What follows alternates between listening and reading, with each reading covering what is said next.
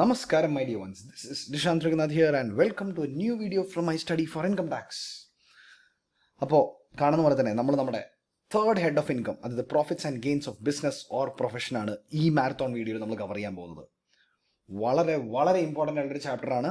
അത് ഏത് സ്റ്റേജിൽ വെച്ച് നോക്കിയാലും സി എമ്മയുടെ ഇന്റർമീഡിയറ്റ് ആയാലും ശരി, സി എമ്മയുടെ ഫൈനൽ ആയാലും ശരി, it doesn't matter. One of the most important heads ആണ്. One of the I would say the most important ഹെഡാണ് നമുക്ക് പഠിക്കാനായിട്ടുള്ളതിൽ. അപ്പോൾ നമ്മൾ ഏതൊരു ഹെഡും പഠിക്കുന്ന പോലെ ഈ പെർട്ടിക്കുലർ ചാപ്റ്റർ തുടങ്ങുന്നത്, ഈ ഒരു ഹെഡ് തുടങ്ങുന്നത് ഇതിൻ്റെ സെക്ഷൻസിൻ്റെ ഒരു ഓവർവ്യൂ കണ്ടിട്ടാണ്. പി ജിയുടെ സെക്ഷൻസ് നിങ്ങളുടെ കാണാം. It goes from all the way from section 28 to 44. Section 28 to 44 ആണ് പി ജിയുടെ സെക്ഷൻസ്. ആൻഡ് എല്ലാ സെക്ഷനും പോലെ തന്നെ, എല്ലാ ഹെഡും പോലെ തന്നെ ഫസ്റ്റ് സെക്ഷനിൽ നമ്മൾ കാണുന്നത് ചാർജബിലിറ്റിയാണ്. സെക്ഷൻ 28 നമ്മൾ കാണുന്നത് ചാർജബിലിറ്റിയാണ്. അപ്പോൾ പി ജി ബിൽ സെക്ഷൻ 28 ചാർജബിലിറ്റിയുടെ കൂടെ ഒരു സെക്ഷനും കൂടെ നമ്മൾ പഠിക്കേണ്ടതായി ഇവരും ചാർജബിലിറ്റി മനസ്സിലാക്കാൻ. എന്താണ് സെക്ഷൻ 41. അപ്പോൾ സെക്ഷൻ 28 സെക്ഷൻ 41 നിന്ന് നമ്മൾ മനസ്സിലാക്കുന്നു എന്താണ് P G B P income, എപ്പോഴാണ് ഒരു ഇൻകം പി ജി ബി പിയിൽ ടാക്സ് ചെയ്യപ്പെടുന്നത് എന്നുള്ളത് നമ്മൾ മനസ്സിലാക്കുന്നു. ഈ സ്റ്റാർട്ടിങ് തന്നെ ഈ ഹെഡ് നമ്മൾ സ്റ്റാർട്ട് ചെയ്യുന്നത് സെക്ഷൻ 28 വെച്ചായിരിക്കും. പിന്നെ അവിടെ നിന്ന് നമ്മൾ എങ്ങോട്ട് പോകുന്നത് വെച്ചാൽ വലിയൊരു ഏരിയയിലേക്ക് കിടക്കുക. വലുതെന്ന് പറയുമ്പോൾ one of the most vast areas when it comes to computation of income in income tax act. ഇത്രയും വാസ്റ്റ് ആയിട്ടുള്ള വേറൊരു ഹെഡിൻ്റെയും കമ്പ്യൂട്ടേഷൻ നമ്മൾ പഠിക്കുന്നില്ല. ഏറ്റവും വാസ്റ്റ് ഇതാണ്. പി ജി ബി പിയിലെ കമ്പ്യൂട്ടേഷൻ ഇൻകം എന്ന് പറഞ്ഞാൽ രണ്ട് രീതിയിലാണ് വരുന്നത്. ഒരു ജനറൽ രീതിയുണ്ട്, പിന്നെ ഒരു പ്രിസംപ്റ്റീവ് രീതിയുണ്ട്. പ്രിസംപ്റ്റീവ് രീതി ഈ കാണുന്നത് മാത്രമല്ല, കുറച്ചും കൂടെ സെക്ഷൻസ് വരും. ബട്ട് ഈ ഒരു സ്റ്റഡിയിൽ ഞാൻ ഇത്രയും കാര്യങ്ങളായിരിക്കും കവർ ചെയ്യുന്നത്. ബാക്കിയുള്ളത് ഇൻ ദ കമ്മിങ് സ്റ്റഡീസ്, അത് നെക്സ്റ്റ് പാർട്ടായിട്ട് വേറെ രീതിയിൽ നമ്മൾ കാണുന്നതായിരിക്കും. ഓക്കെ, അപ്പോൾ വേറൊരു ഹെഡിനില്ലാത്തൊരു പ്രത്യേകതയും കൂടെ പി ജി ബി പി ഉള്ളത്. രണ്ട് രീതിയിൽ ഇൻകം കമ്പ്യൂട്ട് ചെയ്യുക. ജനറൽ രീതിയുണ്ട്, പ്രിസംപ്റ്റീവ് രീതിയുണ്ട്. ഇപ്പോൾ ജനറൽ എന്ന് പറയുന്നതാണ് ഞാൻ ഈ പറഞ്ഞ ഭയങ്കര വാസ്റ്റ് ഏരിയ. പ്രിസംപ്റ്റീവ് ചെറുതാണ്, വലിയ പ്രശ്നമില്ല. ജനറലാണ് ഈ പറഞ്ഞ ഭയങ്കര വാസ്റ്റ് ഏരിയ. ഇപ്പോൾ 28 തൊട്ട് 44 വരെ സെക്ഷൻസ് ഉണ്ടെന്ന് ഇവിടെ പറഞ്ഞല്ലോ. അതിൻ്റെ മുക്കാൽ സെക്ഷൻസ് ഇവിടെയാണ്. 30 തൊട്ട് 37 വരെ, പിന്നുള്ളത് 40 തൊട്ട് 43 CA വരെ ഉള്ളത് ഇവിടെയാണ്. ഇനി പ്രിസൈസ്ലി പറയുകയാണെങ്കിൽ 43 CA വരെ മാത്രമല്ല, ഏതാണ്ട് 43 D വരെ നമ്മൾ കാണുന്നുണ്ട്. ഓക്കെ, അപ്പോൾ 30 to 37 പിന്നെ 40 to 43 CA വരെ നമ്മളിവിടെ കാണുന്നു. പിന്നെ അവിടുന്ന് നമ്മൾ ഇതൊന്നും അല്ലാതെ വേറെ ഒരു സെറ്റ് ഓഫ് സ്പെഷ്യൽ പ്രൊവിഷൻസിലേക്ക് പോകുന്നു. അത് മെയിൻലി റിഗാർഡിങ് ബുക്സ് ഓഫ് അക്കൗണ്ട്സിനെ പറ്റിയിട്ടാണ്. അത് പറഞ്ഞു തന്നാൽ ഒരു തിയറിറ്റിക്കൽ ഏരിയ. അത് തിയറിറ്റിക്കൽ എന്ന് പറയാൻ പാടില്ല. നമുക്ക് എപ്പോഴും പറയുന്നൊരു കാര്യമാണ്, സാർ ഇതൊരു തിയറി പേപ്പറാണോ പ്രോബ്ലം പേപ്പറാണോ എന്ന് പലരും ചോദിച്ചു വരാറുണ്ട്. സത്യം പറഞ്ഞത് കൺസെപ്ഷ്യൽ പേപ്പറാണ്, ലോ പേപ്പറാണ്. ലോ പേപ്പറിന് തിയറി ഫണ്ടമെന്റൽസ് വളരെ ഇമ്പോർട്ടൻ്റ് ആണ്. അപ്പോൾ ഈ ഒരു പെർട്ടിക്കുലർ ഏരിയ പ്രോബ്ലം വൈസ് ആയിട്ട് ഇൻകം കമ്പ്യൂട്ടേഷനോ വർക്കൗട്ടൊന്നും ഉണ്ടാവില്ല. പക്ഷേ കുറച്ച് നമ്പേഴ്സ് വെച്ചൊരു കളി ഇവിടെ ഉണ്ട്. തിയറി റിലേറ്റഡ് നമ്പേഴ്സ് വെച്ചൊരു കളി. ഇതാണ് നമ്മൾ ഈ ഹെഡിൽ മൊത്തത്തിൽ കാണാൻ പോകുന്നത്. ഓക്കെ, അപ്പോൾ ഒരു ജസ്റ്റ് ഒരു ബേസിക് ഐഡിയ കിട്ടിയെന്ന് ഞാൻ വിശ്വസിക്കുന്നു. അപ്പോൾ ഒന്നും കൂടെ ഞാൻ പറയാം. ആദ്യം നമ്മൾ ചാർജബിലിറ്റി കാണും, പിന്നെ ഇൻകം കമ്പ്യൂട്ടേഷൻ കാണും. ഇൻകം കമ്പ്യൂട്ടേഷൻ രണ്ട് രീതിയിലുണ്ട്. അത് കഴിഞ്ഞിട്ട് സ്പെഷ്യൽ പ്രൊവിഷൻ ഫോർ ബുക്സ് നമ്മൾ കാണും. അതാണ് നമ്മൾ ഈ ചാപ്റ്ററിൽ കാണാൻ പോകുന്നത്. എന്നാൽ സ്റ്റാർട്ടിങ് സെക്ഷൻ 28 വെച്ച് തന്നെ തുടങ്ങിയാലോ? സെക്ഷൻ 20 ചാർജബിലിറ്റി എന്താണെന്ന് കണ്ട് മനസ്സിലാക്കിയാലോ? എന്താണ് P G B P income എന്ന് ഫസ്റ്റ് നമുക്ക് കാണാം. Yes, the following incomes shall be taxable under the head P G B P എന്നാണ് പറഞ്ഞിരിക്കുന്നത്. താഴെ പറയുന്ന ഇൻകംസ് എല്ലാം പി ജി ബി പിയിൽ ടാക്സബിൾ ആകും. നമ്മൾ സാലറീസ് പഠിച്ചപ്പോൾ ഒരു റൂളായിരുന്നു, any payment given by an employer to employee will be treated as salaries. House property പഠിച്ചപ്പോൾ റൂളായിരുന്നു, ഒരു പ്രോപ്പർട്ടി വേണം, അസസ് ചെയ്യാൻ ഓണർ ആയിരിക്കണം, ആൻഡ് ഈ പ്രോപ്പർട്ടി സ്വന്തം ബിസിനസ്സിന് വേണ്ടി ഉപയോഗിച്ചതാവരുത്. അങ്ങനെയെങ്കിൽ ഈ പ്രോപ്പർട്ടിയുടെ ആനുവൽ വാല്യൂ ഹൗസ് പ്രോപ്പർട്ടിയിൽ ടാക്സബിൾ ആവുന്നു കണ്ടത്. ഇവിടെ അങ്ങനെ റൂളൊന്നുമല്ല. ഇവിടെ കുറേ കാര്യങ്ങൾ പറയുന്നുണ്ട്, ഇഷ്ടം പോലെ കാര്യങ്ങൾ പറയുന്നുണ്ട്. ഇതെല്ലാം പി ജി ബി പി എന്നാണ് പറയുന്നത്. അപ്പോൾ നോക്കാം ഇത് ഏതൊക്കെയാണ് ഇഷ്ടം പോലെയുള്ള കാര്യങ്ങൾ, എന്തൊക്കെയാണ് നമുക്ക് 1 by 1 നോക്കാം. ആദ്യം തന്നെ കുറച്ച് ജനറൽ കാര്യങ്ങൾ പറയുന്നു. ജനറൽ കാര്യങ്ങൾ എന്താ? Number 1, any profit of A business or A gain of A profession. ഞാൻ എന്താണെന്ന് കൂടുതൽ പറഞ്ഞിരേണ്ട ആവശ്യമുള്ളത്, ഒരു ബിസിനസ് ചെയ്യുമ്പോൾ കിട്ടുന്ന പ്രോഫിറ്റ് അല്ലെങ്കിൽ ഒരു പ്രൊഫഷൻ ചെയ്യുമ്പോൾ കിട്ടുന്ന gain. Next 1, value of any gift or perquisite arising out of A business or profession in cash or kind. ഒരു ബിസിനസ് ബന്ധത്തിൻ്റെ ഭാഗമായിട്ട് നമുക്ക് കിട്ടുന്ന എന്തെങ്കിലും ഗിഫ്റ്റ് അല്ലെങ്കിൽ പെർക്വിസിറ്റ്, ബിസിനസ് ബന്ധം കേട്ടോ, ബിസിനസ് ബന്ധത്തിൻ്റെ ഭാഗമായിട്ട് നമുക്ക് കിട്ടുന്ന എന്തെങ്കിലും ഒരു ഗിഫ്റ്റ് അല്ലെങ്കിൽ ഒരു പെർക്വിസിറ്റ് എപ്പോഴും പി ജി ബി പി ആയിട്ട് ടാക്സ് ചെയ്യണം. ഈ ഒരു ഗിഫ്റ്റ് എന്ന് പറയുന്നത് വളരെ യൂണീക്ക് ആയിട്ടൊരു സാധനമാണ്. അപ്പോൾ ഫോർ എക്സാമ്പിൾ ഒരു social media content creators mobile ഫോൺസിൻ്റെ റിവ്യൂ ചെയ്യുന്നു, ലാപ്ടോപ്സിൻ്റെ റിവ്യൂ ചെയ്യുന്നു, അങ്ങനെയൊക്കെ ചെയ്യുന്നു. സോ ഒരു കമ്പനി പുള്ളിക്ക് ഫ്രീ ആയിട്ട് മൊബൈൽ ഫോൺസ് അയച്ചു കൊടുക്കുന്നു, ലാപ്ടോപ്സ് അയച്ചു കൊടുക്കുന്നു, എന്താ അവർ അയച്ചു കൊടുക്കുന്നു, സ്വന്തമായിട്ട് എടുത്തോളാം, തിരിച്ചറിയാനൊന്നും പറയുന്നില്ല, അങ്ങനെ എടുത്തോ എന്ന് പറയുന്നു. അത് വേണമെങ്കിൽ ഇങ്ങനത്തെ ഒരു ഗിഫ്റ്റായി കാണാം. ബിസിനസ്സിൻ്റെ ഭാഗമായിട്ട് ഒരു ബിസിനസ് ബന്ധമാണല്ലോ. പുള്ളിയുടെ ബന്ധം എന്തായിരുന്നു? ക്ലയൻ്റായിട്ട് നിങ്ങളുടെ പ്രോഡക്ട്സിനെ ഞാൻ റിവ്യൂ ചെയ്ത് ഇട്ട് തരാം. അപ്പോൾ റിവ്യൂ ചെയ്യാനായിട്ട് പ്രൊഡക്ട്സ് അയച്ചു കൊടുക്കുമല്ലേ ഫ്രീ ആയിട്ട്. അപ്പോൾ അതൊക്കെ ഇവിടെ തന്നെ വരും. ഇനി വേറൊരു പോയിന്റ് നോക്കുകയാണെങ്കിൽ, ഒരു ബേക്കറി കൊക്കക്കോള വിൽക്കുന്നുണ്ട്. ബേക്കറി കൊക്കക്കോള വിൽക്കുന്നത് സ്വന്തം ഫ്രിഡ്ജിൽ വെച്ചിട്ടാണ്, സ്വന്തം ഫ്രിഡ്ജിലാണ് കൂൾ ചെയ്യാൻ വെക്കുന്നത്. കൊക്കക്കോള കമ്പനി പറയുന്നു, നിങ്ങൾ ഒരു 100 കൊക്കക്കോള വിറ്റ് കഴിഞ്ഞാൽ ഞങ്ങൾ ഫ്രീ ആയിട്ടൊരു ഫ്രിഡ്ജ് നിങ്ങൾക്ക് തരാം. ആ ഫ്രിഡ്ജിൽ നിങ്ങൾക്ക് നമ്മുടെ കൊക്കക്കോളകൾ വയ്ക്കാം. ഫ്രീ ആയിട്ട് കിട്ടില്ലേ ഫ്രിഡ്ജ്. അതൊക്കെ ഇവിടെ തന്നെ വരും. ഓക്കെ, ഇനി next 1, sum received or receivable for 35 AD capital asset transferred. ഇതിപ്പോൾ നിങ്ങൾക്ക് ഒറ്റയടിക്ക് പറഞ്ഞാൽ മനസ്സിലാവില്ല, പക്ഷേ സിമ്പിളായിട്ട് എന്ന് പറഞ്ഞാൽ സെക്ഷൻ 35AD എന്ന് പറയുന്നൊരു സെക്ഷൻ ഉണ്ട്. സെക്ഷൻ 35AD എന്ന് പറയുന്നൊരു സെക്ഷൻ ഉണ്ട്. ആ സെക്ഷനിൽ വരുന്ന അസറ്റ് നമ്മൾ വിറ്റ് കഴിഞ്ഞാൽ അതിൽ നിന്ന് കിട്ടുന്ന വരുമാനം PGBPയിൽ കൊണ്ടുവരണം എന്നാണ് പറയുന്നത്. അതിൽ നിന്ന് വിറ്റാൽ കിട്ടുന്ന വരുമാനം PGBPയിൽ കൊണ്ടുവരണം. ഇനി നിങ്ങൾ സൂക്ഷിക്കേണ്ട വളരെയധികം സൂക്ഷിക്കേണ്ട വേറൊരു കാര്യമാണ്. എന്താ പറയുമോ, സെക്ഷൻ 35 അസറ്റ് വിറ്റാലും അതും PGBPയിൽ വരും. പക്ഷെ അത് സെക്ഷൻ 28 പ്രകാരമായിരിക്കില്ല, സെക്ഷൻ 41(3) പ്രകാരമായിരിക്കും. ഇപ്പം രണ്ടാണ്, ഒരേപോലെ കാണരുത്, രണ്ടിനും രണ്ട് ട്രീറ്റ്മെൻ്റ് ആണ്. പക്ഷേ at the end of the day കണക്കിലേക്ക് വരുമ്പോൾ ഒരേപോലെ തന്നെയാണ് വരുന്നത്. ഓക്കെ, ഇനി next, income derived by a trade, professional or similar association from specific services provided to its members. അതായത് ഒരു ട്രേഡ് അല്ലെങ്കിൽ പ്രൊഫഷണൽ അസോസിയേഷൻ അവർ മെമ്പേഴ്സിന് കൊടുക്കുന്ന സർവീസസ് എന്ന് പറഞ്ഞാൽ രണ്ട് രീതിയിലാണ്. ഒന്നില്ലെങ്കിൽ ജനറൽ സർവീസ് കൊടുക്കും, അല്ലെങ്കിൽ സ്പെസിഫിക് സർവീസ് കൊടുക്കും. ഓക്കെ, ഇങ്ങനെ രണ്ട് രീതിയിലുള്ള സർവീസാണ് കൊടുക്കുന്നത്. ഇപ്പോൾ ജനറൽ സർവീസ് ഒരു ട്രേഡ് അസോസിയേഷനിലെ പ്രൊഫഷണൽ അസോസിയേഷൻ അവരുടെ മെമ്പേഴ്സിന് കൊടുത്തു കഴിഞ്ഞാൽ അതിൽ നിന്ന് കിട്ടുന്ന വരുമാനം PGBPയിൽ ഒരിക്കലും ടാക്സബിൾ ആവില്ല. പക്ഷേ സ്പെസിഫിക് സർവീസസ് കൊടുത്തിട്ടാണ് വരുന്നതെങ്കിൽ, നമ്മുടെ സിലബസിന് വെച്ച് നോക്കുമ്പോൾ എന്താണ് സ്പെസിഫിക് സർവീസ്, എന്താണ് ജനറൽ സർവീസ് ഒന്ന് കുത്തിയിരുന്ന് പഠിക്കേണ്ട ആവശ്യമൊന്നുമില്ല. ഇനി നിങ്ങൾക്ക് അത് എന്താണെന്ന് അറിയണമെങ്കിൽ ജസ്റ്റ് ഒന്ന് സിമ്പിളായിട്ട് ഗൂഗിൾ സെർച്ച് ചെയ്താൽ മനസ്സിലാവും എന്താണ് ഈ സ്പെസിഫിക് സർവീസ്, എന്താണ് ജനറൽ സർവീസ് എന്നുള്ളത്. ചുരുക്കി പറഞ്ഞാൽ ഈ പറഞ്ഞ ജനറൽ സർവീസ് എന്ന് പറയുന്നത് ഭയങ്കര ബ്രോഡ് സർവീസുകളാണ്, മൊത്തത്തിലായിട്ട് കൊടുക്കണം, എല്ലാ മെമ്പേഴ്സിനായിട്ട് വേണ്ടിയിട്ട് മൊത്തത്തിൽ എല്ലാവരും ബെനിഫിറ്റ് ആയിട്ട് കൊടുക്കുന്നത്. സ്പെസിഫിക് എന്ന് പറഞ്ഞു കഴിഞ്ഞാൽ ഒരു സ്പെഷ്യൽ നീഡ് ടാർഗറ്റ് ചെയ്ത് കൊടുക്കുന്ന സർവീസ്. അപ്പോൾ ഫോർ എക്സാമ്പിൾ നമ്മുടെ federation of Indian chambers of commerce and industry, ഫിക്കിയുടെ മെമ്പേഴ്സിന് ജനറൽ സർവീസസ് പലതും കൊടുക്കുന്നുണ്ട്. ജേർണൽസ് ഇഷ്യൂ ചെയ്യുന്നുണ്ട്, നോട്ടിഫിക്കേഷൻസ് കൊടുക്കുന്നുണ്ട്, സർക്കുലേഴ്സ് കൊടുക്കുന്നുണ്ട്, കുറേ അറിവ് നേടാനായിട്ട് ഇൻഡസ്ട്രിയിലെ പല കാര്യങ്ങൾ അറിയിച്ചു കൊടുക്കുന്നുണ്ട്.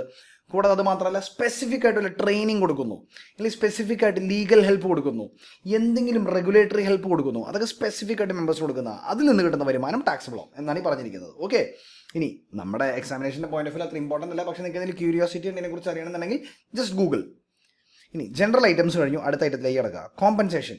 പലതരം കോമ്പൻസേഷൻസ് ഇവിടെ വരുന്നുണ്ട്, പലതരം കോമ്പൻസേഷൻസ് എന്ന് പറഞ്ഞു കഴിഞ്ഞാൽ എന്താ പറയുക, കോമ്പൻസേഷൻ മലയാള വാക്ക് പറയുകയാണെങ്കിൽ ഒരു പരിഹാരം, നഷ്ടപരിഹാരം എന്നൊക്കെ പറയുന്ന പോലെ അങ്ങനെ കൊടുക്കുന്നത്. ഓക്കെ, അപ്പോൾ ഫസ്റ്റ് നമുക്ക് നോക്കാം. Any compensation or other payment due or received by a person in connection with, very important ആണ് അടുത്തത്, termination or modification of a contract. ഇപ്പോൾ ഒരു ബിസിനസ് കോൺട്രാക്ട് എനിക്കും വേറൊരു വ്യക്തിയും തമ്മിലുണ്ടായി, ഒരു കമ്പനിയെ സംബന്ധിച്ച്. അപ്പോൾ ഞാനും ആ വ്യക്തി മിസ്റ്റർ എയും മിസ്റ്റർ ബി, മിസ്റ്റർ എ എൻ്റെ അടുത്തൊന്ന് പറയാം എനിക്ക് കോൺട്രാക്ട് ഇന്ന് അവസാനിപ്പിക്കണം. അപ്പോൾ ഞാൻ പറയാം മിസ്റ്റർ എ ഇപ്പോൾ അവസാനിപ്പിക്കാൻ പാടില്ലല്ലോ, നമുക്ക് കുറച്ചും കൂടി നാളെ നീണ്ടു നിൽക്കണല്ലേ, 5-6 വർഷം കൂടി പെൻഡിങ് ഉള്ളതല്ല, അത് തീർത്തലല്ലേ അവസാനിപ്പിക്കാൻ പാടുള്ളൂ. അവസാനിപ്പിച്ച് കഴിഞ്ഞാൽ ഇപ്പോൾ അവസാനിപ്പിച്ചാൽ എനിക്ക് ഭയങ്കര നഷ്ടമൊക്കെ വരും. മിസ്റ്റർ എ പറഞ്ഞു, നിശാന്ത് എനിക്ക് മനസ്സിലാവുന്നത് നിങ്ങൾക്ക് നഷ്ടം വരുന്നുള്ളത്, പക്ഷേ ആ നഷ്ടം നികത്താനായിട്ട് ഞാനിപ്പോൾ 5 ലക്ഷം രൂപ തന്നേക്കാം, പക്ഷേ നമുക്ക് ഈ കോൺട്രാക്ട് ഒന്ന് ടെർമിനേറ്റ് ചെയ്യാം. അപ്പോൾ ഞാൻ പറയുന്നത് ശരി ആയിക്കോട്ടെ, ടെർമിനേറ്റ് ചെയ്യും.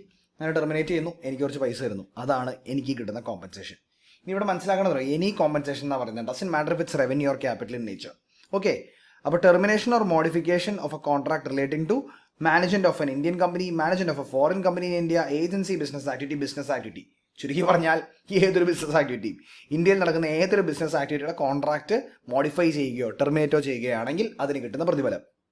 Next, vesting of the management of any business or property in favour of the government or corporation controlled by the government. അതായത് ഞാൻ എൻ്റെ ഇരിക്കുന്ന ഒരു പ്രോപ്പർട്ടി അല്ലെങ്കിൽ ഒരു ബിസിനസ് ഗവൺമെന്റിന് കൊണ്ടേ കൊടുക്കുകയാണ്. I'm vesting the complete management of my business with the government. അപ്പോൾ എനിക്കൊരു പ്രതിഫലം എനിക്ക് കിട്ടുന്നു, അതും ഇവിടെ തന്നെ വരും. It doesn't matter with revenue or capital in nature. Okay, ഇനി next one, any compensation for non compete fees. ഇത് വളരെ ഇൻട്രസ്റ്റിംഗ് ആയിട്ടുള്ള സാധനം കേട്ടോ. അതായത് ബിസിനസ് ചെയ്യാതെ ഇരിക്കുന്നതിന് കൊടുക്കുന്ന പ്രതിഫലമാണിത്, ബിസിനസ് ചെയ്യാതെ ഇരിക്കുന്നതിന്. ഇത് എപ്പോഴാണ് സംഭവിക്കാന്ന് വെച്ച് കഴിഞ്ഞാൽ, ഞാനിപ്പോൾ ഒരു സിമ്പിൾ എക്സാമ്പിൾ പറയാം. സത്യം പറഞ്ഞെങ്കിൽ ഇങ്ങനെ ഉണ്ടായിരുന്നോ എന്ന് അറിയില്ല, പക്ഷേ ഇങ്ങനെ പോസിബിൾ ആയേക്കാം, ഇങ്ങനെ ഉണ്ടായിട്ടുണ്ടാവാം. നമ്മുടെ നാട്ടിലിപ്പോൾ വളരെ ഫേമസ് ആയിട്ടുള്ളൊരു മോട്ടോർ സൈക്കിൾ കമ്പനിയാണ് ബജാജ്. അതേപോലെ തന്നെ ബജാജിൻ്റെ ഒപ്പം തന്നെ ബജാജ് വളർത്തിയെടുത്ത വളരെ ഫേമസ് ആയിട്ടൊരു മോട്ടോർ സൈക്കിൾ കമ്പനിയാണ് KTM. ഇപ്പോൾ KTM ഇന്ത്യയിലേക്ക് വരുമ്പോൾ ബജാജാണ് അവർക്ക് കംപ്ലീറ്റ് സപ്പോർട്ട് കൊടുത്തത്. ബജാജിൻ്റെ പ്ലാന്റിൽ വെച്ചിട്ടാണ് KTMൻ്റെ ഒട്ടുമിക്ക മോട്ടോർ സൈക്കിൾസും, ഒട്ടുമിക്കതല്ല എല്ലാ മോട്ടോർ സൈക്കിൾസും ഇന്ത്യയിൽ ഇറങ്ങിയത് ഉണ്ടാക്കിയത്. അപ്പോൾ KTMന് മനസ്സിലായി ബജാജ് KTMൻ്റെ എല്ലാ കാര്യങ്ങളും കണ്ടുപിടിച്ചു, കാരണം ബജാജിൻ്റെ ഫാക്ടറിയിട്ടല്ല ഉണ്ടാക്കണേ. ഇപ്പോൾ KTM പോയി ബജാജിനോട് പറയാം, ബജാജെ എനിക്കറിയാം നിങ്ങൾ ഞങ്ങളുടെ പ്രൊഡക്ട്സ് എല്ലാം പഠിച്ചിട്ടുണ്ട്, ഇതേപോലത്തെ പ്രോഡക്റ്റ് നിങ്ങൾക്ക് നാളെ ഉണ്ടാക്കണമെങ്കിൽ ഉണ്ടാക്കാൻ പറ്റും, പക്ഷെ ദയവേത് അങ്ങനെ ചെയ്യരുത്, കാരണം ചെയ്ത് കഴിഞ്ഞാൽ ഞങ്ങൾക്കത് വരുത്തടിയായി പോകും. അപ്പോൾ ബജാജ് പറഞ്ഞാൽ ശരി ഞാൻ നോക്കട്ടെ. ഒന്നും ഓർക്കേണ്ട, ഒരു ഇമാജിനറി സ്റ്റോറിയാണ്, കാരണം ഇതിൽ കുറേ കാര്യങ്ങൾ ട്രൂ ആണ്, പക്ഷെ ഞാൻ ഇനി പറയാൻ പോകുന്നത് ഇമാജിനറിയാണ്. ബജാജ് പറയാൻ നോക്കട്ടെ. അപ്പോൾ KTM പറയാം, ഞങ്ങൾ ഞങ്ങളുടെ KTM 200 എന്ന് പറഞ്ഞ വണ്ടി ഇറക്കുക, ഞങ്ങൾക്ക് ഉറപ്പാണ് നിങ്ങൾ ഇറക്കും ഒരു ബജാജ് 200. പക്ഷേ ഞങ്ങൾ ഇറക്കിയതിൻ്റെ ഒപ്പം ഇറക്കല്ലേ, കാരണം ഞങ്ങൾക്ക് ഭയങ്കര വയറ്റടിയായി പോകും. ബജാജ് ഒരു ശരി ഞാനിപ്പോൾ ചെയ്യുന്നില്ല, ഒരു 2 വർഷം കഴിഞ്ഞ് ഞാൻ ചെയ്യുള്ളൂ. അങ്ങനെ KTM 200 വന്ന് 2 വർഷം ശേഷം ബജാജിന് 200 വന്നേ.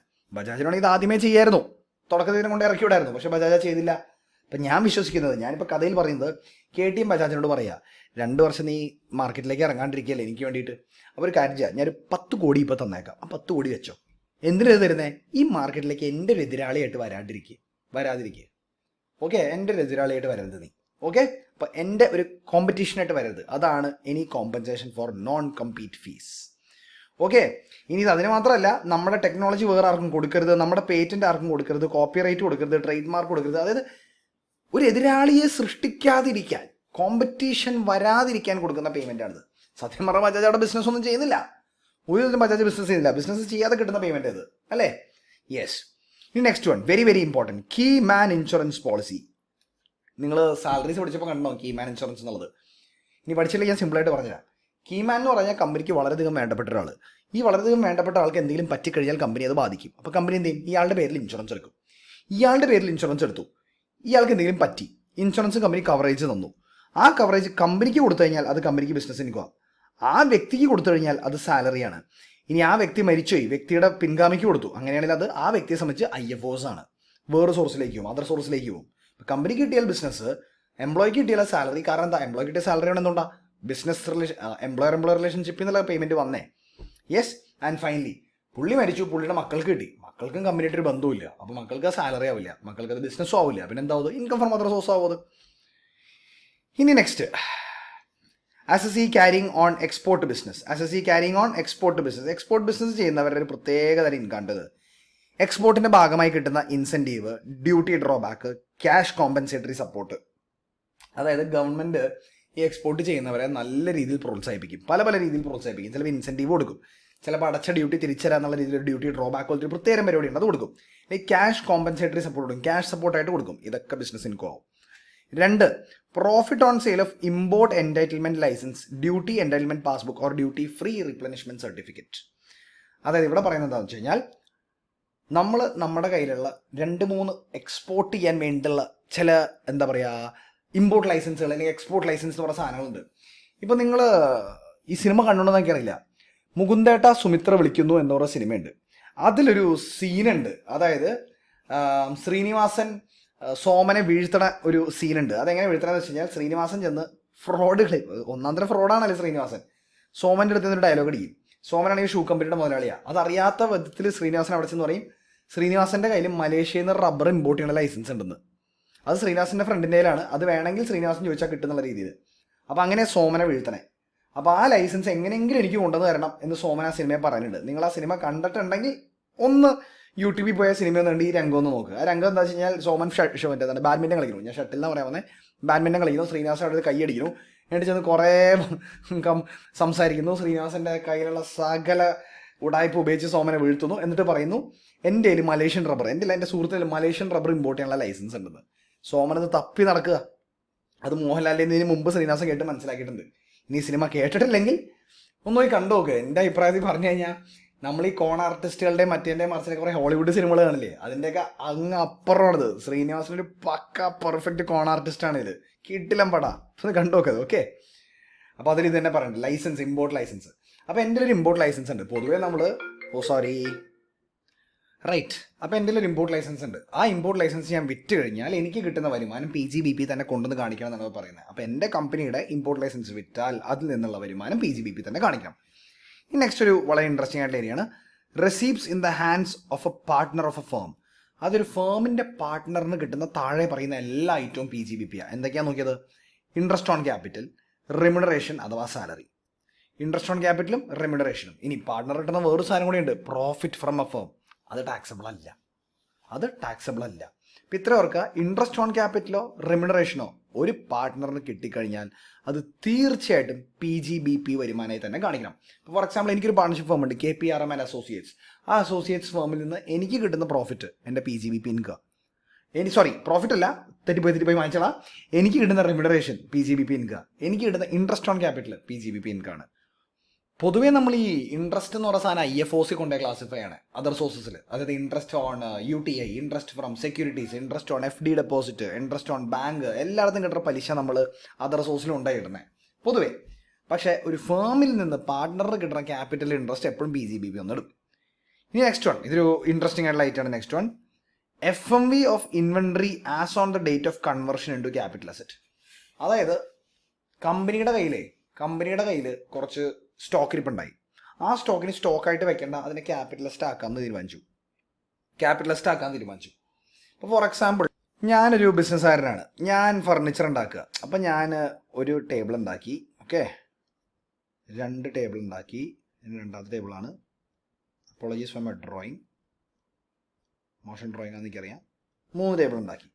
ഇനി 3 ടേബിൾ ഞാൻ ഉണ്ടാക്കി, പണിക്കാരെ വെച്ച് ഉണ്ടാക്കി, പണിക്കാർക്ക് കൂലി കൊടുത്ത്, മരം മേടിച്ച്, റോ മെറ്റീരിയലൊക്കെ എടുത്ത്, കംപ്ലീറ്റ് എക്സ്പെൻസസും ബിസിനസിൻ്റെ എക്സ്പെൻസായി കാണിച്ച് 3 ടേബിൾ ഉണ്ടാക്കി കഴിഞ്ഞപ്പോഴാണ് തീരുമാനിക്കണേ, ഇത് നമുക്ക് വിൽക്കണ്ട, ഇത് നമുക്ക് നമ്മുടെ ഓഫീസിൽ കൊണ്ടുപോയി ക്യാപിറ്റൽ അസറ്റായിട്ട് ഫർണിച്ചറായിട്ട് ഉപയോഗിക്കാം, നമ്മുടെ ഫർണിച്ചറായിട്ട് ഉപയോഗിക്കാം. അപ്പോൾ ബിസിനസ് പോയിന്റിൽ നിന്ന് ചിന്തിച്ച് നോക്കിയേ, PGBPനെയും ക്യാപിറ്റൽ അസറ്റിനെയും രണ്ടായിട്ടാണ്. PGBPയിലെ ആളിങ്ങനെ നോക്കുക, എടാ എൻ്റെ റോ മെറ്റീരിയൽ ഉപയോഗിച്ച്, എൻ്റെ പണിക്കാർ ഉപയോഗിച്ച്, എൻ്റെ എല്ലാ എക്സ്പെൻസസും നീ ബിസിനസ്സിൻ്റെ ക്ലെയിം ചെയ്ത്, ബിസിനസ്സിൽ ചിലവായിട്ട് അത് ക്ലെയിം ചെയ്ത് ഒരു സാധനം ഉണ്ടാക്കുകയും ചെയ്തു. ഇത് വിറ്റിരുന്നെങ്കിൽ എനിക്കൊരു വരുമാനം കിട്ടണ്ടായിരുന്നു എന്നാണ് ബിസിനസ് ഇൻകം പറഞ്ഞേ. പക്ഷേ ഇനിയിപ്പോൾ വിൽക്കണമില്ല, നീ എന്ത് ചെയ്തു, ഇതിൻ്റെ ക്യാപിറ്റലിസ്റ്റ് ആക്കി മാറ്റി.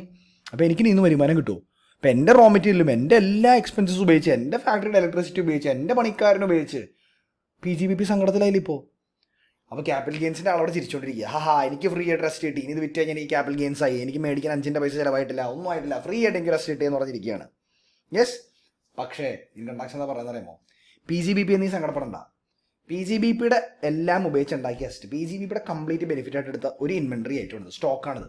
ആ സ്റ്റോക്കിനെ ക്യാപിറ്റൽ അസറ്റായിട്ട് കൺവേർട്ട് ചെയ്യുമ്പോൾ, ആ കൺവേർട്ട് ചെയ്യുന്ന ദിവസം എന്താണ് ഈ ടേബിളിൻ്റെ FMV, ഫെയർ മാർക്കറ്റ് വാല്യൂ, അത് ബിസിനസ് ഇൻകമായിട്ട് കാണിക്കണം. യെസ്, അതാണ് സംഗതി. അപ്പോൾ ട്രാൻസ്ഫർ ചെയ്യുമ്പോൾ ഈ ടേബിളിൻ്റെ വില 25,000 രൂപയാണ്. ആ കൊല്ലം ഇൻകത്തിൽ, PGBPയുടെ ഇൻകത്തിൽ 25,000 രൂപ ഈ ടേബിളിൻ്റെ പേര് കാണിക്കണം. വിറ്റിട്ടുണ്ടോ? ഇല്ല, പക്ഷെ എന്തായാലും കാണിച്ചേ പറ്റൂ. ഇനി നെക്സ്റ്റ് സെക്ഷൻ 41, ഡീംഡ് പ്രോഫിറ്റ്. ഇതിപ്പോൾ ഞാൻ പറഞ്ഞാൽ നിങ്ങൾക്ക് മനസ്സിലാവില്ല, അത് നമ്മൾ വഴിയേ കാണും. ഓക്കെ, ഇനി next stock and commodity market special treatment. ഇത് വളരെയധികം കൺഫ്യൂഷൻ ആൾക്കാർക്കുള്ളൊരു കാര്യം കേട്ടോ. കാരണം ഞാൻ പലവരും തെറ്റായിട്ടുള്ള രീതിയിൽ, ക്വാളിഫൈഡ് ആയിട്ടുള്ള ആൾക്കാർ പോലും ഇതിനെ തെറ്റായിട്ടുള്ള രീതിയിൽ വ്യാഖ്യാനിക്കാനാണ് കിട്ടുന്നത്. സിമ്പിളായിട്ടൊരു കേസ് പറയാം. ഞാനൊരു കോസ്റ്റ് അക്കൗണ്ടൻ്റാണ്. വല്ലപ്പോഴും ഇടയ്ക്കൊക്കെ കുറച്ചൊക്കെ ഷെയർ മാർക്കറ്റിൽ പോകും, കുറച്ച് ഇൻവെസ്റ്റ് ചെയ്യുന്നത്. ഇപ്പോൾ ഇലക്ഷനൊക്കെ കഴിഞ്ഞതിൻ്റെ പേരിൽ, ബഡ്ജറ്റൊക്കെ വന്നതിൻ്റെ പേരിൽ, ബഡ്ജറ്റ് വന്നതിൻ്റെ പേരിൽ നല്ല രീതിയിൽ ഇൻവെസ്റ്റ്മെൻറ്റ് ഡൗൺ ആയി കിടക്കുകയാണ്, പോർട്ട്ഫോളിയോ റെഡിലാണ് കിടക്കണേ. പറഞ്ഞിട്ട് കാര്യമില്ല. പക്ഷേ നിങ്ങൾ ചിന്തിച്ച് നോക്കിയേ, ഞാൻ ഈ ഷെയർസ് മേടിക്കുന്നു, വല്ലപ്പോഴൊക്കെ മേടിക്കുന്നു, അത് മേടിച്ച് നല്ലൊരു പോയിന്റ് എത്തുമ്പോൾ, ഒരു എക്സിറ്റ് പോയിന്റ് എത്തുമ്പോൾ ഞാൻ വിൽക്കുന്നു, എനിക്ക് നല്ല വരുമാനമൊക്കെ കിട്ടുന്നു. അങ്ങനെ കിട്ടുന്ന വരുമാനം എനിക്ക് ബിസിനസ് ഇൻകം ആവുമോ? ഒരിക്കലും ഇല്ല. കാരണം എന്താ, ഞാൻ എന്നെ ക്യാപിറ്റൽ അസറ്റായിട്ടാണ് ഹോൾഡ് ചെയ്യണേ. അപ്പോൾ എനിക്ക് അതിന് കിട്ടുന്ന വരുമാനം ക്യാപിറ്റൽ ഗെയിൻസ് ആവും. പക്ഷെ എൻ്റെ അനിയൻ, അവൻ ഫുൾ ടൈം ട്രേഡറാണ്. അവൻ ഷെയർസ് ഹോൾഡ് ചെയ്യണത് സ്റ്റോക്ക് ഇൻ ട്രേഡ് ആയിട്ടാണ്. ഇത് SISOT അല്ല SIT ആട്ടോ, സ്റ്റോക്ക് ഇൻ ട്രേഡ് എന്നാണ് വരേണ്ടത് കേട്ടോ. ഒന്ന് ശരിയാക്കിയേക്കാം, അതിപ്പോൾ തന്നെ ശരിയാക്കിയേക്കാം. സോറി, ഡ്രോ വേണ്ട, stock in trade, same, perfect. ഇപ്പം എൻ്റെ അനിയനൊരു ട്രേഡറാണ്. അവൻ ട്രേഡിങ്ങിൻ്റെ ഭാഗമായിട്ട് എപ്പോഴും ഷെയർസ് വാങ്ങുന്നു, വിൽക്കുന്നു, ഇൻട്രാഡേ ചെയ്യുന്നു, ഫ്യൂച്ചേഴ്സ് ചെയ്യുന്നു, ഓപ്ഷൻസ് ചെയ്യുന്നു, പലതും ചെയ്യുന്നു. അങ്ങനെ ചെയ്യുന്ന ഒരാൾക്ക് ഈ ഷെയർസിൽ നിന്ന് കിട്ടുന്ന വരുമാനം എന്താ? PGBP. കാരണം ബൈ നേച്ചർ അത് ബിസിനസ് ഇൻകം അല്ലേ? ഇപ്പം ഞാൻ ഈയിടെ പോലും ഒരു വീഡിയോ കണ്ടിരുന്നു, വേറെ ഒരു പ്രൊഫഷണൽ പറയുകയാണ് ഇങ്ങനെ, അതായത് ഷെയർ ട്രേഡിങ് ചെയ്തിട്ടുള്ള എൻ്റെ ഇൻകത്തിന് മാറ്റമുണ്ട്, ക്യാപിറ്റൽ ഗെയിൻസിൽ ചേഞ്ച് വന്നു എന്നുള്ളത്. കാരണം ഒരു കാര്യം മനസ്സിലാക്കുക, ഷെയർ ട്രേഡിങ്ങും ക്യാപിറ്റൽ ഗെയിൻസ് തമ്മിൽ ബന്ധമില്ല. ട്രേഡിംഗ് എന്ന് പറഞ്ഞാൽ ബിസിനസ് ഇൻകമായി, ക്യാപിറ്റൽ ഗെയിൻസ് വേണമെങ്കിൽ അത് ഇൻവെസ്റ്റ്മെൻ്റ് ആവണം, ഇൻവെസ്റ്റ്മെൻ്റ് ആയിട്ട് ഹോൾഡ് ചെയ്യണം നമ്മൾ അസറ്റിനെ. അപ്പം ഞാൻ ഒന്നും കൂടെ എടുത്ത് പറയുകയാണ്, ട്രേഡിംഗ് ചെയ്യണ ഒരാളെ സംബന്ധിച്ച്, ഒരു ട്രേഡറിനെ സംബന്ധിച്ച് അതിൽ നിന്ന് കിട്ടുന്ന വരുമാനം എപ്പോഴും PGBP ആണ്. കാരണം അവൻ്റെ ബിസിനസ് അത്. പക്ഷേ അതേസമയം എന്നെപ്പോലുള്ള ഒരാൾ, ഒരു സാധാരണക്കാരൻ, വരുമാനം കിട്ടുമ്പോൾ കുറച്ച് ഷെയർസ് പോയി വാങ്ങുന്നു, ആ ഷെയർസ് വാങ്ങിച്ച് വെച്ച് നല്ലൊരു ഗ്രോത്ത് കിട്ടുമ്പോൾ അത് വിൽക്കുന്നു, അത് PGBP അല്ല, ക്യാപിറ്റൽ ഗെയിൻസാണ്. കാരണം നമ്മളതിനെ ക്യാപിറ്റൽ അസറ്റായിട്ട് ട്രീറ്റ് ചെയ്യണേ. ഓക്കെ, ഇനി നെക്സ്റ്റ് വളരെ ഇമ്പോർട്ടൻ്റ് ആയിട്ടുള്ള പോയിന്റ്, ഈ ഷെയർസിൻ്റെ കാര്യത്തിലേക്ക് വരുമ്പോഴേ നമ്മൾ ശരിക്കും ക്ലാസിഫൈ ചെയ്ത് മാറ്റേണ്ട ഒരു സാധനമാണ് സ്പെക്യുലേറ്റീവ് ട്രാൻസാക്ഷൻസ്, സ്പെക്യുലേറ്റീവ് ബിസിനസ് എന്ന് നമ്മൾ വിളിക്കണം എന്തിനാണെന്ന് അറിയാമോ? നമുക്ക് സത്യം പറഞ്ഞാൽ ഈ ഷെയർസിൻ്റെ ഡെലിവറി ആക്ച്വലി കിട്ടണില്ല. രാവിലെ ഞാൻ മാർക്കറ്റ് തുറന്നു, ഒരു ട്രേഡ് എടുത്തു. ഇപ്പം എൻ്റെ അനിയൻ ചെയ്യണത്, ഞങ്ങളുടെ ഇൻട്രാഡേയിലൊക്കെ മാർക്കറ്റ് തുറന്നു, ഒരു ട്രേഡ് എടുക്കുന്നു. ട്രേഡ് എടുത്ത് സത്യത്തിൽ നമ്മുടെ കയ്യിലേക്ക് ആ ഷെയർ വന്നില്ല, നമുക്ക് ആക്ച്വൽ ഡെലിവറി കിട്ടുന്നില്ല. ആക്ച്വൽ ഡെലിവറി കിട്ടുന്നതിന് മുമ്പ് തന്നെ നമ്മൾ ആ ഇൻട്രാഡേ ആ ദിവസത്തിനുള്ളിൽ വെച്ച് തന്നെ ആ ഷെയർസിനെടുത്ത് തട്ടുക. ഇപ്പോൾ രാവിലെ ഒരു 100 രൂപയ്ക്ക് ഷെയർ മേടിച്ചു, ഉച്ചയായപ്പോഴേക്കും ഒരു 150 130 രൂപ വിറ്റു, ദേ പിടിച്ചോ 30 രൂപ കയ്യിലായി. യെസ്, അത് PGBP ആണ്, പക്ഷെ അത് സ്പെക്യുലേറ്റീവ് ബിസിനസ്സാണ്. അതിനെ സെപ്പറേറ്റ് ആയിട്ട് ട്രീറ്റ് ചെയ്യണം. സാധാ ബിസിനസ്സായിട്ട് ട്രീറ്റ് ചെയ്യരുത്. ഇനി ഇതേപോലെ തന്നെ പറയുകയാണെങ്കിൽ നമ്മുടെ futures and options, derivatives, commodity derivatives, ഇതൊക്കെ സ്പെക്യുലേഷൻ അല്ലേ ഒരു പോയിന്റ് നോക്കിക്കഴിഞ്ഞാൽ. ഇപ്പം നിങ്ങൾക്ക് അതിനെപ്പറ്റി അറിയില്ലെങ്കിൽ FM എന്നുള്ള ടോപ്പിക്ക് നിങ്ങൾ പഠിക്കും. ഇനി FMൽ ഫൈനൽ SFMൽ പഠിക്കുന്നില്ല, അല്ലെങ്കിൽ ആ സ്റ്റേജിലേക്ക് നിങ്ങൾ എത്തിയിട്ടില്ലെങ്കിൽ ഗൂഗിൾ ചെയ്ത് നോക്ക് എന്താണ് ഈ ഫ്യൂച്ചേഴ്സ് ആൻഡ് ഓപ്ഷൻസ്, എന്താണ് ഡെറിവേറ്റീവ്സ്, എന്താണ് കമ്മോഡിറ്റി ഡെറിവേറ്റീവ്സ് എന്നൊക്കെ. ഓക്കെ, ഇപ്പോൾ ഈ ഫ്യൂച്ചേഴ്സ് ആൻഡ് ഓപ്ഷൻസും ആ ഒരു കണക്കിന് നോക്കിയാൽ സ്പെക്യുലേഷൻ ആണ്. അതായത് നമ്മുടെ കയ്യിലേക്ക് ഷെയർ വരുന്നുണ്ടോ, ആക്ച്വൽ ഡെലിവറി നമുക്ക് കിട്ടുന്നുണ്ടോ, ഇല്ല എന്ന് വേണമെങ്കിൽ പറയാം. പക്ഷേ futures, options, derivatives, commodity derivatives, ഈ പറഞ്ഞ ഫോർവേഡ് കോൺട്രാക്ട്, ഹെഡ്ജിങ് കോൺട്രാക്ട്, ഇതിനൊക്കെ വേണമെങ്കിൽ നമുക്ക് സ്പെക്യുലേഷൻ എന്ന് പറയാം. പക്ഷേ സ്പെക്യുലേഷൻ അല്ല, അതിനെയൊക്കെ നോർമൽ PGBP ആയിട്ടാണ് കാണുന്നത്. അതായത് സ്പെക്യുലേഷൻ ആയിട്ടല്ല കാണുന്നത്. റെഡിലടിച്ചേക്കാം, സ്പെക്യുലേഷൻ ആയിട്ടല്ല കാണുന്നത്, നോട്ട് ട്രീറ്റഡ് ആസ് സ്പെക്യുലേറ്റീവ്. ആകെ സ്പെക്യുലേറ്റീവ് ആവണം എന്താ ഇപ്പോൾ ഇവിടെ, ഇൻട്രാഡേ ട്രേഡിങ്. ഇപ്പോൾ ഫ്യൂച്ചേഴ്സ്, ഓപ്ഷൻസ്, ഡെറിവേറ്റീവ്സ്, അതൊക്കെ ഡെറിവേറ്റീവ്സ് ആട്ടോ ഫ്യൂച്ചേഴ്സും ഓപ്ഷൻസും. Commodity derivatives, hedging contract, forward contract, ഇതൊന്നും സ്പെക്യുലേഷൻ ആവില്ല. ഇനി ഇൻ കേസ് ഞാൻ ഈ പറഞ്ഞ് നിങ്ങൾക്ക് മനസ്സിലായില്ലാന്ന് വെക്കുക, futures, options, derivatives, hedging contract, forward contract എന്താണെന്ന് മനസ്സിലായില്ലാന്ന് വെക്കുക, ഒരു ഗൂഗിൾ സെർച്ച് ചെയ്തു എന്നിട്ട് മനസ്സിലായില്ലാന്ന് വെക്കുക, പേടിക്കണ്ട, എക്സാമിന് ഇതൊന്നും ചോദിക്കൊന്നുമില്ല. എന്താണ് ഫ്യൂച്ചർ, എന്താണ് ഓപ്ഷൻ, ഇത്ര ഓർത്താൽ മതി. ഫ്യൂച്ചേഴ്സ്, ഓപ്ഷൻസ് കണ്ടോ, എന്നാൽ അത് നോർമൽ PGBP ഇൻക. ഇൻട്രാഡേ ട്രേഡിംഗ് എന്ന് കണ്ടോ, അത് എന്തായപ്പോൾ സ്പെക്യുലേറ്റീവ് ഇൻകായി. യെസ്, അത്ര ഒന്നും ഓർത്തിരുന്നാൽ മതി. ഹെഡ്ജിങ്, ഫോർവേഡ് കോൺട്രാക്ട് എന്നുണ്ടോ, അതൊക്കെ നോർമൽ PGBP ആണ്.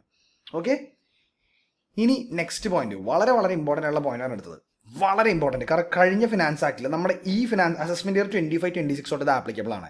ശ്രദ്ധിച്ചു കേട്ടോ, any income from letting out of A residential house, ഒരു താമസിക്കാനുള്ളൊരു വീട്, താമസത്തിനുള്ളൊരു വീട്, റെസിഡൻഷ്യൽ ഹൗസ് വാടകയ്ക്ക് കൊടുത്ത് അതിൽ നിന്ന് വാടക വരുമാനം കിട്ടുന്നുണ്ടെങ്കിൽ, ഇനി ആ വീട് മൊത്തം കൊടുക്കേണ്ട, ആ വീടിൻ്റെ ഭാഗം കൊടുത്താലും മതി, ആ കിട്ടുന്ന വരുമാനം ഒരിക്കലും PGBP ആവില്ല, എപ്പോഴും ഹൗസ് പ്രോപ്പർട്ടി ആയിരിക്കും. ഇത് 25-26 അസസ്മെന്റ് ഇയറോട്ട് ആപ്ലിക്കബിൾ ആണ്. അത് തൊട്ടുമ്പത്തെ ഫിനാൻസ് ആക്ടിൽ വന്നതാണ്. ഫിനാൻസ് ആക്ട് 2024 വന്നത്. അതായത് ഞാനൊരു ബിസിനസ്സാക്കി എന്താ ചെയ്തത്, ഞാൻ കുറേ വീടുകൾ അങ്ങോട്ട് വെച്ചു. വീടുകൾ വെച്ചിട്ട് താമസിക്കാനായിട്ട് വാടകയ്ക്ക് കൊടുത്തു, റെസിഡൻഷ്യലായിട്ട് വീടുകൾ താമസിക്കാനായിട്ട് വാടകയ്ക്ക് കൊടുത്തു. എന്നിട്ട് ഞാൻ പറഞ്ഞു ഇതിൻ്റെ ബിസിനസ്സാണ്, ഇതിൽ നിന്ന് കിട്ടുന്ന വരുമാനം എനിക്ക് income from house property tax ഉണ്ടാകും, PGBP ടാക്സ് ചെയ്താൽ മതി. അപ്പോൾ എനിക്ക് സകല ഡിഡക്ഷൻസ് കൊടുക്കാം, എല്ലാം എടുക്കാം, മറിച്ച് തീർക്കാം, നഷ്ടമൊക്കെ എഴുതി തള്ളാം. ഹൗസ് പ്രോപ്പർട്ടിയിൽ അത് പറ്റില്ല കേട്ടോ. നമ്മൾ കണ്ടല്ലോ, ഹൗസ് പ്രോപ്പർട്ടിയിൽ ഡിഡക്ഷൻസ് വളരെ കുറവാണ്, സെക്ഷൻ 24AB അത്രേ ഉള്ളൂ, വേറൊന്നുമില്ല. ഇവിടെ ഇഷ്ടം പോലെ കാര്യങ്ങളൊക്കെ എഴുതി തള്ളാം. ആ പരിപാടി ഗവൺമെൻറ് പിടിച്ചിട്ട് പറഞ്ഞു, പ്രോപ്പർട്ടി റെസിഡൻഷ്യൽ ആണെങ്കിൽ അത് വാടകയ്ക്ക് കൊടുത്തു കഴിഞ്ഞാൽ ആ വാടകയ്ക്ക് കൊടുക്കൽ ബിസിനസ്സാണെന്നും പറഞ്ഞ് തർക്കിച്ച് ഞങ്ങളുടെ അടുത്ത് വരണ്ട. ബിസിനസ് ആണെങ്കിൽ പോലും ഞങ്ങളത് ഹൗസ് പ്രോപ്പർട്ടിയിൽ ടാക്സ് ചെയ്യൂ. Shall not be taxed under 28. അത് 28 ടാക്സ് ചെയ്യില്ല എന്ന് പറഞ്ഞാൽ ബിസിനസ്സിൽ ടാക്സ് ചെയ്യില്ല. 22 ടാക്സ് ചെയ്യുമെന്ന് പറഞ്ഞാൽ ഹൗസ് പ്രോപ്പർട്ടിയിൽ ടാക്സ് ചെയ്യും. ഇനി ഇതൊരു കമേഴ്ഷ്യൽ പ്രോപ്പർട്ടി ആണെങ്കിൽ, എൻ്റെ ബിസിനസ്സുകാർ ഷോപ്പിംഗ് മാളുകളൊക്കെ പണിഞ്ഞിട്ട് ഷോപ്പിംഗ് മാളുകൾ ബിസിനസ്സുകാർക്ക് കൊടുക്കുകയാണ്, അതിൻ്റെ അകത്തുള്ള ഓരോ കടമുറികൾ കൊടുക്കണം. അപ്പോൾ അതൊരു കമേഴ്ഷ്യൽ പ്രോപ്പർട്ടി, താമസത്തിന് വേണ്ടി കൊടുക്കണമല്ലോ, അത് വേണമെങ്കിൽ ബിസിനസ് ഇൻകം ആക്കിക്കോ. അപ്പം ഞാൻ മുളു ഗ്രൂപ്പ്, MULU ഗ്രൂപ്പ്, മുളു ഗ്രൂപ്പ് എന്നുള്ള ഞാൻ വലിയൊരു ഷോപ്പിംഗ് മാൾ പണിഞ്ഞ് അതിൻ്റെ അകത്തുള്ള കടമുറികൾ റെൻ്റ് ഔട്ട് ചെയ്യാണ്. ഓക്കെ, അതിൽ നിന്ന് കിട്ടുന്ന വരുമാനം ഹൗസ് പ്രോപ്പർട്ടി ആവില്ല, അത് കമേഴ്ഷ്യൽ പ്രോപ്പർട്ടിയാണ്. അതിൽ നിന്ന് കിട്ടുന്ന വരുമാനം എന്തായാലും ബിസിനസ് ഇൻകം ആയിട്ട് എനിക്ക് കാണിക്കാം. ഈ ലാസ്റ്റ് വേറൊരു പോയിന്റ് ഉണ്ട്, സെക്ഷൻ 176, നിർത്തിപ്പോണൊരു ബിസിനസ്സിൻ്റെ വരുമാനം. ഈ കൊല്ലം ഒക്ടോബർ 10 ആയപ്പോൾ ബിസിനസ് നിർത്തിപ്പോയി, ഒക്ടോബർ 10 കേട്ടോ. അപ്പോൾ ഏപ്രിൽ തൊട്ട് 10th ഒക്ടോബർ വരെ ബിസിനസ് ഉണ്ടായിരുന്നു, നിർത്തിപ്പോയി. പക്ഷേ ഇപ്പോൾ ഈ നിർത്തിപ്പോയ ബിസിനസ്സിൻ്റെ വരുമാനം ഉണ്ടല്ലോ, ഇവിടം തൊട്ട് ഇവിടം വരെ ഉണ്ടാക്കിയ വരുമാനം ഉണ്ടല്ലോ, ഈ പീരീഡിൽ ഉണ്ടാക്കിയ ഇൻകം, പ്രോഫിറ്റ്, അത് ഇക്കൊല്ലത്തെ വരുമാനമായി കാണിച്ചിട്ട് ടാക്സ് അടയ്ക്കുക. കാരണം എന്താ അറിയോ, ഇത് ഈ പ്രീവിയസ് ഇയർ ഇതാണ്, അടുത്ത അസസ്മെന്റ് ഇയറിന് ടാക്സ് അടയ്ക്കണമെന്നൊക്കെ പറഞ്ഞിരുന്നു കഴിഞ്ഞാൽ അസസ്മെന്റ് ഇയറിൽ ഈ കമ്പനിയിലല്ലോ നിർത്തിപ്പോയില്ലേ, അപ്പോൾ കയ്യോടെ പിടിച്ചാൽ ടാക്സ് അടപ്പിച്ചെന്നാണ് സെക്ഷൻ 176 പറയുന്നത്, നിർത്തിപ്പോണവരുടെ. ഇത് നമ്മൾ ഫസ്റ്റ് ചാപ്റ്ററിൽ അസസ്മെന്റ് ഇയർ പ്രീവിയസ് ഇയർ എന്നുള്ള ചാപ്റ്ററിൽ പഠിക്കുന്ന കാര്യമാണ്. ഓക്കെ, അപ്പോൾ ഇതാണ് PGBPയുടെ ചാർജബിലിറ്റി. നമ്മളൊരു സെറ്റ് കാര്യങ്ങൾ ഇവിടെ കണ്ടു അല്ലേ. ഈ പറഞ്ഞ ഐറ്റംസ് നല്ലപോലെ ഒന്ന് വായിച്ചു നോക്കി എങ്ങനെയാണോ നിങ്ങൾക്ക് മനസ്സിലാക്കാൻ പറ്റുക, എത്ര വൃത്തി. ഇപ്പോൾ നമ്മുടെ ടെക്സ്റ്റ് ബുക്ക് ഒക്കെ വേറെ രീതിയിലായിരിക്കും എഴുതുക, CA ടെക്സ്റ്റ് ബുക്ക് ഒക്കെ വേറെ രീതിയിലായിരിക്കും എഴുതുക, ഓരോ ആൾക്കാരുടെ ബുക്കിലൊക്കെ ഓരോ രീതിയിലാണ് എഴുതുന്നുണ്ടാവുക. കാരണം ഇതൊരു സ്റ്റഡി റൂളല്ല, കാരണം അത് നമുക്ക് അങ്ങോട്ടും ഇങ്ങോട്ടും മാറ്റി പറയാം, പക്ഷേ കണ്ടന്റ് സെയിം ആയിരിക്കും. അപ്പോൾ നിങ്ങൾ വായിച്ചു നോക്കുക, നല്ലപോലെ മനസ്സിലാക്കുക, നല്ലപോലെ മനസ്സിലാക്കിയിട്ട് നെക്സ്റ്റ് ടോപ്പിലേക്ക് കിടക്കുക. യെസ്. അപ്പം നെക്സ്റ്റ് ടോപ്പിക്കിൽ നമ്മൾ കാണുന്ന സാധനം കമ്പ്യൂട്ടേഷൻ ഓഫ് ഇൻകം. സെക്ഷൻ 29 തൊട്ട് സ്റ്റാർട്ട് ചെയ്യുന്നു. അപ്പോൾ നമ്മൾ ഇത് കണ്ടു കഴിഞ്ഞു. ഇനി നമ്മൾ കമ്പ്യൂട്ടേഷൻ ഓഫ് ഇൻകം തുടങ്ങാൻ പോകട്ടോ. അപ്പോൾ ആദ്യം സെക്ഷൻ 29 പ്രകാരമുള്ള ജനറൽ ബേസിസ് വെച്ച് തുടങ്ങണേ. ഓക്കെ, ജനറൽ ബേസിസ് സെക്ഷൻ 29 പ്രകാരം എങ്ങനെയാണ് ഇൻകം കമ്പ്യൂട്ട് ചെയ്യേണ്ടത്? സി, ഏതൊരു കമ്പനിയോ അല്ലെങ്കിൽ ഒരു ഫേമോ അല്ലെങ്കിൽ ഒരു എൻറ്റിറ്റി എടുക്കുക, അവരവരുടെ P&L പ്രിപ്പയർ ചെയ്യും. എപ്പോഴും അവരവരുടെ P&L പ്രിപ്പയർ ചെയ്യും. പൊതുവെ ഒരു P&L എങ്ങനെ പ്രിപ്പയർ ചെയ്യുന്നത് വെച്ചാൽ അവർക്ക് വരുന്ന നിയമം എന്താണ്, ഇപ്പോൾ കമ്പനീസ് ആക്ട് പ്രകാരം AS, അക്കൗണ്ടിങ് സ്റ്റാൻഡേർഡ്സ്, ഇൻഡേഴ്സ്, അങ്ങനെ എന്താണ് വരുന്നത് അത് പ്രകാരമൊക്കെ ആയിരിക്കും അവരവരുടെ P&L പ്രിപ്പയർ ചെയ്യണേ. അപ്പോൾ ഒരു കമ്പനി അവരുടെ P&L പ്രിപ്പയർ ചെയ്യുന്നു. ഈ P&L പ്രിപ്പയർ ചെയ്യുമ്പോൾ ഇതിൽ കുറേ ഐറ്റംസ് ഇൻകം ആയിട്ടും കുറേ ഐറ്റംസ് എക്സ്പെൻസ് ആയിട്ടും കാണിക്കുന്നു.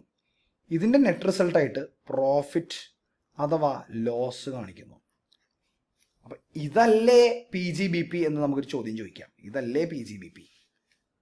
ആണ് പക്ഷെ അല്ല. കാരണം എന്താ അറിയോ, ഒരു കമ്പനിയുടെ P&L പ്രിപ്പയർ ചെയ്യുമ്പോൾ അതിൽ കണ്ടമാന ഐറ്റംസ് വരും. ആ ഐറ്റംസ് എല്ലാം തന്നെ ഇൻകം ടാക്സ് ആക്സെപ്റ്റ് ചെയ്യണമെന്നില്ല.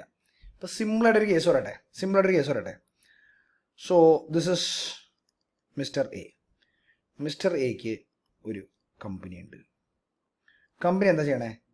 Manufacture and selling of furnitures ഉണ്ടാക്കി വെക്കുന്നു.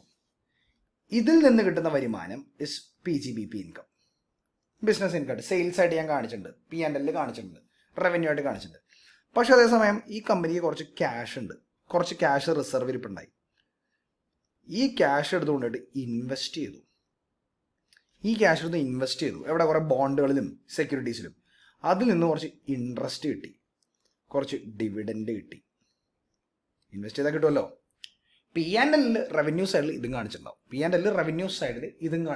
സംശയമില്ലാത്ത കാര്യമാണ്. റവന്യൂ സൈഡിൽ ഇതും കാണിച്ചിട്ടുണ്ടാവും.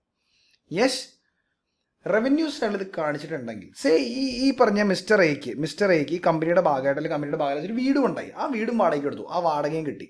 അതും ഈ P&L കൊണ്ട് കാണിച്ചിരിക്കുക. താമസിക്കാനായിട്ടുള്ള വീടാട്ടോ, താമസിക്കാനായിട്ടൊരു വീട് വാടകയ്ക്ക് കൊടുത്തു.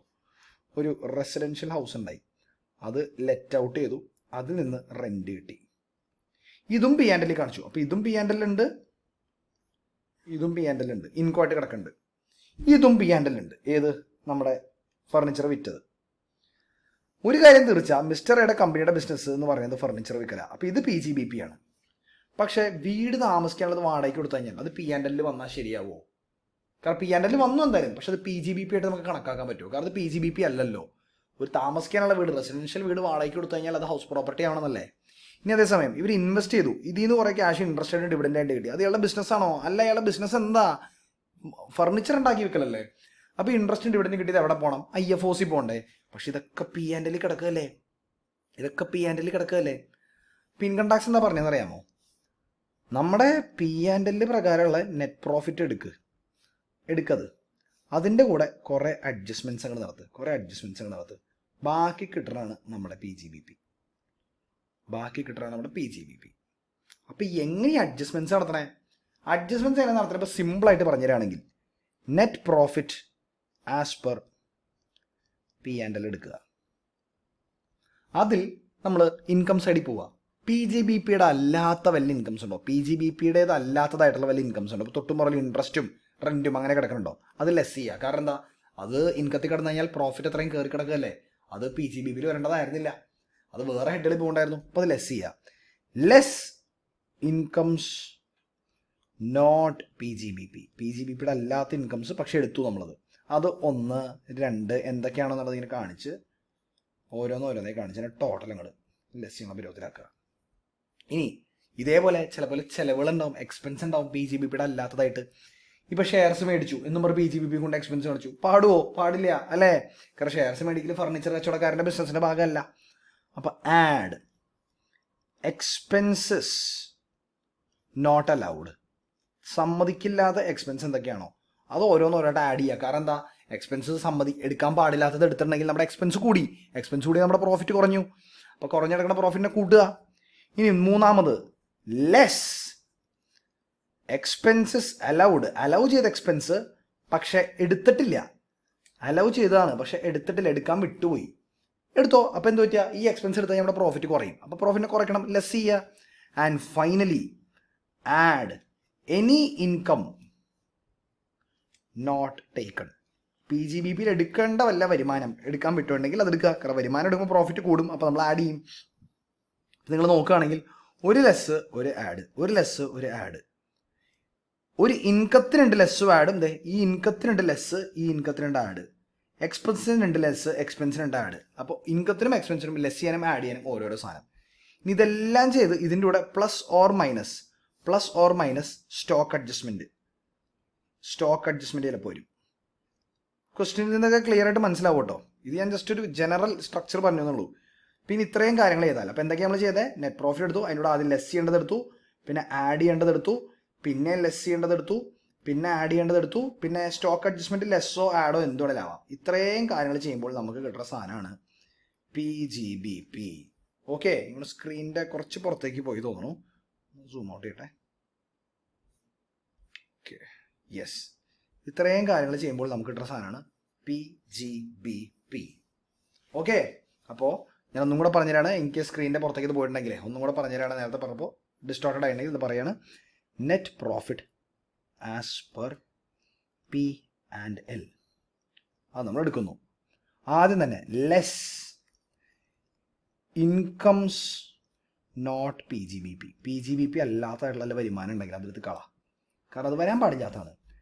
Add expenses not allowed. PGBP വരാൻ പാടില്ലാത്ത വല്ല ചെലവുകളുണ്ടോ അത് നീ എടുത്തിട്ടുണ്ടോ P&L, അത് ആഡ് ബാക്ക് ചെയ്യുക. ഇനി ലെസ് എക്സ്പെൻസസ് അലൗഡ്, എടുക്കാവുന്ന എക്സ്പെൻസ് ആയിരുന്നു പക്ഷെ നമ്മൾ എടുത്തില്ല, ബട്ട് നോട്ട് ടേക്കൺ, എടുത്തില്ല അത്, അപ്പോൾ അത് കുറച്ചോ എടുത്തോളൂ. ഇനി ആഡ് ഇൻകംസ് നോട്ട് ടേക്കൺ, ഇത് ആഡ് ചെയ്യുക. അപ്പോൾ മൈനസ് ചെയ്യുക, പ്ലസ് ചെയ്യുക, മൈനസ് ചെയ്യുക, പ്ലസ് ചെയ്യുക. ഇത്രയും ചെയ്ത് കഴിഞ്ഞാൽ നമുക്കൊരു സംഖ്യ കിട്ടും. ഇതിൻ്റെ കൂടെ add or less stock adjustment. ഇത് ആഡ് ആകാം അല്ലെങ്കിൽ ലെസ് ആകാം. ഇത്രയും കാര്യങ്ങൾ ചെയ്താൽ നമുക്ക് വേണമെങ്കിൽ പറയാം നമ്മുടെ PGBP കിട്ടും. പൊതുവേ ഒരു 99% കേസിൽ ഇത്ര അഡ്ജസ്റ്റ്മെൻറ്റ് ചെയ്താൽ PGBP കിട്ടും. ഓക്കെ, പക്ഷെ എൻ്റെ ഒരു ചോദ്യം ഇതാ, ഇതിൽ എന്തൊക്കെയാണ് ആഡ് ചെയ്യേണ്ടത്, ലെസ് ചെയ്യേണ്ടത് എങ്ങനെ നമ്മൾ തീരുമാനിക്കുക? അത് തീരുമാനിക്കേണ്ട എങ്ങനെയാണെന്നാണ് സെക്ഷൻ 29 നമുക്ക് പറഞ്ഞിരുന്നത്. സെക്ഷൻ 29 പറഞ്ഞു നോക്കിയേ. Income under section 28 shall be computed in accordance with provisions of sections contain in 30 to 43D.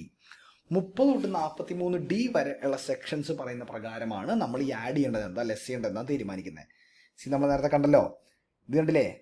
Section 30 to 37 പറയുന്നു എന്തൊക്കെ നമുക്ക് കുറയ്ക്കാമായിരുന്നു, എന്തൊക്കെ നമുക്ക് ഡിഡക്ഷൻസ് ആയിട്ട് എടുക്കാം, എന്തൊക്കെ കുറയ്ക്കാം. ബാക്കി 40 to 43D ഇത് പറഞ്ഞു എന്തൊക്കെ എടുക്കാൻ പാടില്ലായിരുന്നു, എടുക്കാൻ പാടില്ലാത്ത ഐറ്റംസ് എന്തൊക്കെ ഉണ്ടായിരുന്നു, റിമൂവ് ചെയ്യേണ്ട ഐറ്റംസ് എന്തൊക്കെ ഉണ്ടായിരുന്നു. ഇപ്പോൾ ഈ 30 to 43D വരെ നോക്കിയിട്ടാണ് നമ്മൾ തീരുമാനിക്കുന്നത് എന്തൊക്കെ ആഡ് ചെയ്യണം, എന്തൊക്കെ ലെസ് ചെയ്യണം. ഓക്കെ, അതാണ് സെക്ഷൻ 29 പറയുന്നത്. അപ്പോൾ yes, that's all for this video. നമുക്ക് നമ്മുടെ നെക്സ്റ്റ് പാർട്ട്, അതായത് സെക്ഷൻസ് 30 to 37 അടുത്ത വീഡിയോയിൽ കാണാം. ഓൾറൈറ്റ് ദെൻ, അപ്പോൾ അങ്ങനെ ഞാൻ ഈ വീഡിയോ വൈൻഡപ്പ് ചെയ്യുകയാണ്. That's the first part of our study for PGBP. Next പാർട്ടിൽ നമ്മുടെ next area, that sections 30 to 37 എന്ന എൻറ്റയർ ഏരിയ ഓഫ് ഡിഡക്ഷൻസ് നമുക്ക് കാണാം. ഓൾറൈറ്റ്, അപ്പോൾ അത്രയും പറഞ്ഞുകൊണ്ട് ഞാൻ വീഡിയോ അവസാനിപ്പിക്കുകയാണ്. I will see you in the next one. Till then, tata, take care, much love to all of you. This is Nishant Raghunath signing of.